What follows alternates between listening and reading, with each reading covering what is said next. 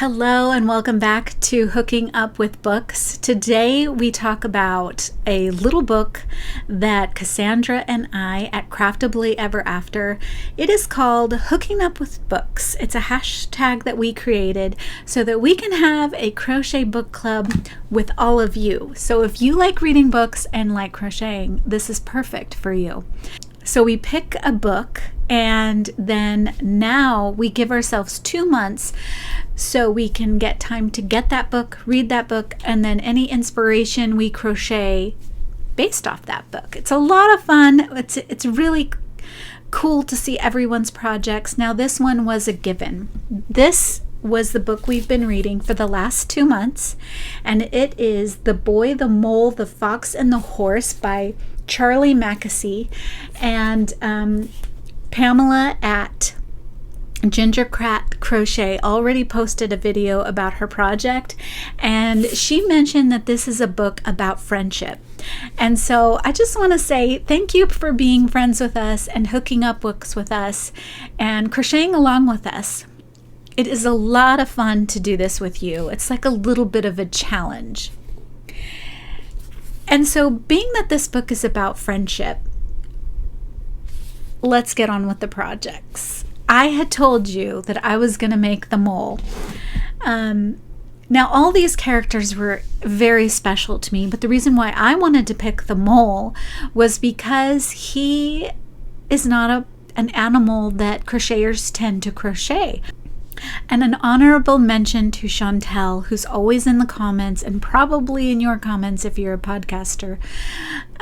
She sent me a lot of links for color work and as many mole patterns as she could find, and I just want to say thank you. So here is the one that somebody sent me. I don't remember your name, but you know who you are, and you said that a designer that I really liked their bunny pattern, you said they had a mole pattern. Well, that's the one I made. Look at this little guy. So when she sent me the pattern, I was skeptical at first. But let me just tell you, this totally represents the mole that is in the book. Am I right? It's so cute. Now, I went with gray, and this is a lovely, very soft gray, like you can't unravel it if you make a mistake type gray. It's a very furry one. And this is the Yarn ID pink, the pinkish blush color. And the shaping on this was beautiful. And I believe this was a no-sew. I think this was a no-sew pattern. It's been a while. This was, so I had mentioned that I have a book with a mole pattern in it, but like a few of you wanted to represent the characters realistically and not the cartoon way. And so this one, I think, just represents him. Let me get the book. So here he is eating the cake, right? He got his cake and he ate it too. Something my mom used to say, have your cake and eat it too. So I did pick the colors. I didn't even realize that he is gray. So yeah, I think it just represents him so well. And here's a picture of all of them. This, if you have not read this book, this is a must read. It even says whether you're 9 days old or 99 years old, something like that. Yeah, it says whether you're 80 or 8. It doesn't matter. This book is for everybody. So yes, this is the one that made a mole. I mean, this is the mole I made, and I really love the pattern. And all the patterns that I have from everybody who has sent me a pattern will be linked down below, and almost everybody did. Okay, so then, like many of you did, I decided to do another character, which was the fox. And here is his tail. and him I gave whiskers.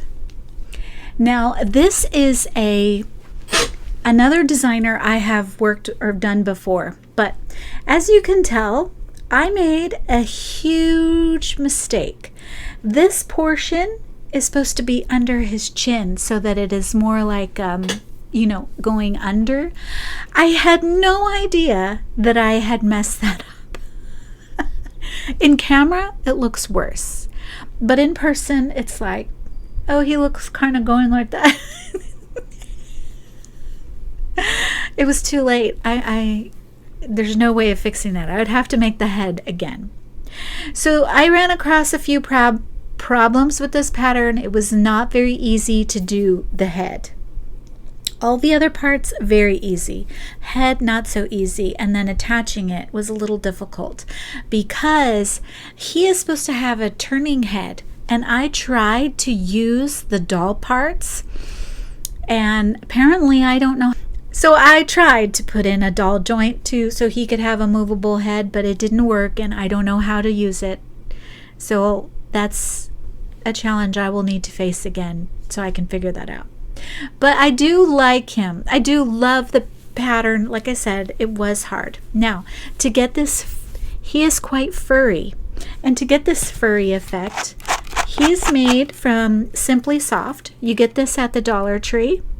And brush away, my friends, and you have a furry little tail. So depending on how furry you want to get is how much you brush. This is Big Twist yarn, and it fuzzes quite nicely. I did like that. So there is the first fox. I didn't stop there, you guys, because I was a little upset with how he came out. I did it again.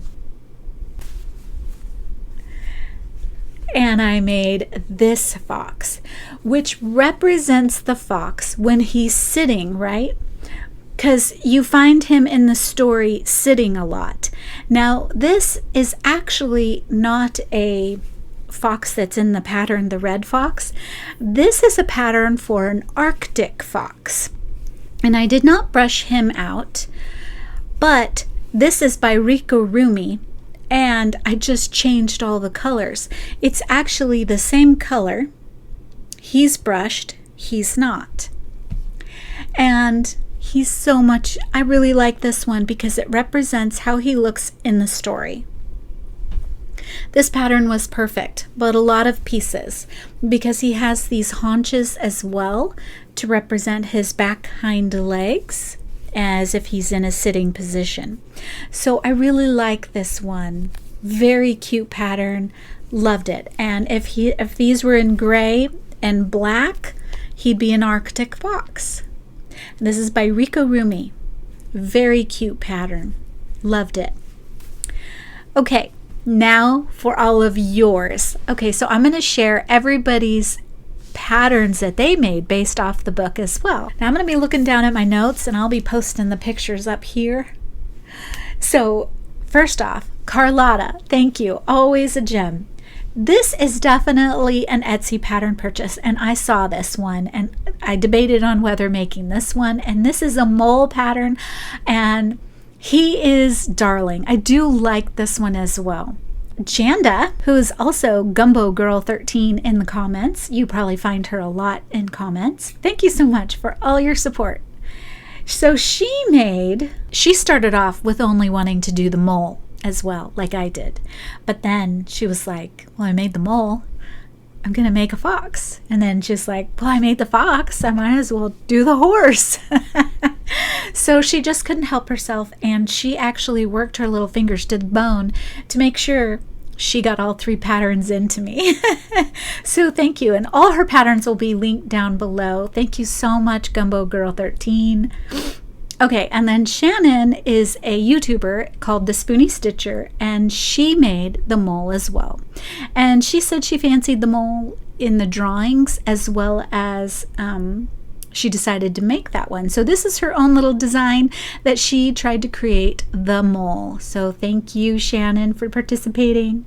And then Pamela, who has a channel called The Ginger Cat Crochet, She made the horse. Yeah, so she really likes the zoomigurumi books, and she made the horse, but she has a whole video on this horse. It's given her quite the problem, and she'll tell you all about it in her video. But her horse looks absolutely perfect and adorable, and she did a fantastic job.